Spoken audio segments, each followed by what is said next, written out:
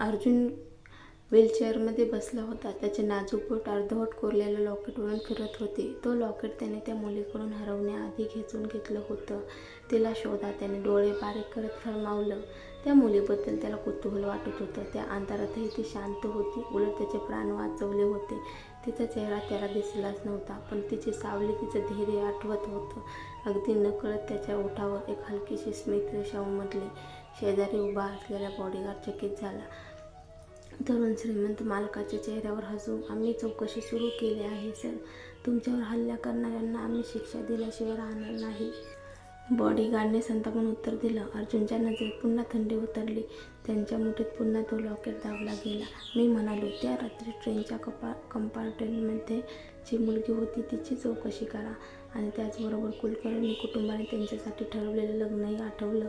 अर्जुनच्या चेहऱ्यावर उपहासाची छटा उमटली. जुना नियम होता, वारसा मिळवायचा असेल तर संतती पाहिजेत. त्यामुळे वृद्ध प्रमुखाने त्यांचं लग्न ठरवलं होतं. पण अर्जुन थंडपणे हसला. जर त्या वृद्धाला आपलं लग्न पाहिजे असेल तर तोही ते करेलच. एक बायको डावीकडे, एक उजवीकडे.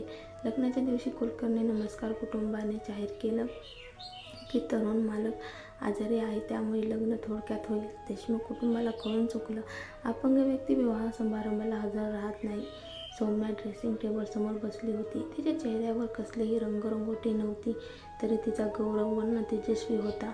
कोमल, तिची चुलत बहीण, आरशात तिच्या सौंदर्याकडे पाहून चळफळली. दोघेही एकाच घरातल्या होत्या, तरीही एवढी सुंदर का? तू कुलकर्णी कुटुंबात जातेस, तिथं नीट वागावं लागेल. आपल्या देशमुख घरासारखं मोकळं नाही तिथं, कोमलने जळजळीतपणे सुनावलं. सौम्या हसली. ते हसू पाहून कोमल गोंधळली. हे हसू इतकं साधं वाटत होतं, पण काहीतरी हुशारी लपलेली होती त्यामागे.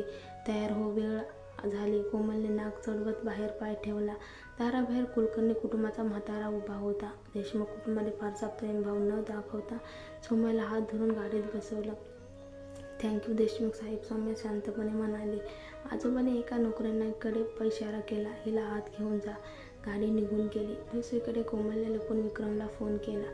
विक्रम, ती गोंधळलेली मुलगी पाठवली गेली आहे. आता आपण मोकळेपणाने भेटू शकतो. फोनच्या पलीकडून विक्रमने खट्टाळपणे हसत उत्तर दिलं. थँक्यू कोमल, मी तुला आयुष्यभर प्रेम देईन. आपण आज रात्री भेटू. कोमलने हलक्याचं विचारलं. नाही ग, आधी पाहावं लागेल की अर्जुन लग्नाची पहिली रात्र पार पाडतोय का नाही, विक्रमने कुचेष्टेने उत्तर दिलं. दुसरीकडे सौम्याला जुनं घरामध्ये घेऊन गेलं जात होतं. तीच बऱ्यापैकी गोंधळलेली नव्हती, पण तिचा खोकावत चालण्याचा अभिनय पाहून नोकरांनी तिचा अपमान करण्याचा प्रयत्न करत होती. काय उपसंबंध आले ग, नोकरांनी कुजबुजली. सौम्याच्या डोक्यावरचा पडदा अद्याप होता, पण तिच्या हसण्यात एक शीतलता होती. नोकरांनी तिला मुद्दाम टेबलकडे घेऊन जात होती, अडखळून पडावी म्हणून. सौम्याने वाकून काठीवरून हात फिरवला आणि तिच्या बोटातून एक बारीक सुई बाहेर आली. एकदम वेगाने नोकराणीच्या हातात टोचली. अय्या, नोकराणी किंचाळली. आजोबा ओरडला. काय गोंधळ करतेस मीराबाई, मालक जागा झाला तर? मीराबाईनं चिडून हात पाहिला, पण सुईचं काहीच चिन्ह नव्हतं. मग ती गप्प झाली. वर घेऊन जा तिला, मालक वाट पाहत आहेत, आजोबांनी सांगितलं. मीराबाईने तिला बेडरूमपर्यंत सोडवलं.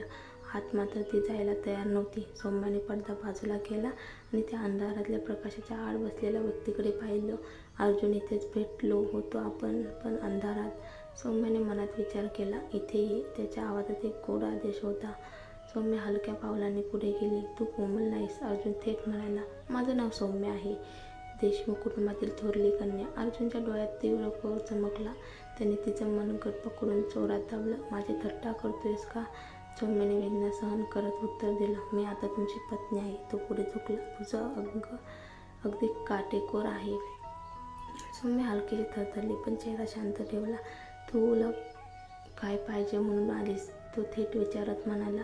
सौम्याने थोडा वेळ घेतला आणि मग हसत उत्तर दिलं. पैसे तुमच्याकडे आहेत. माझ्या कुटुंबाला ते हवे होते म्हणून मी इथे आहे. त्याच्या डोळ्यातले प्रकाश कमी झाले, पण ती बोलली. हे कारण समजण्यासारखं आहे, नाही का?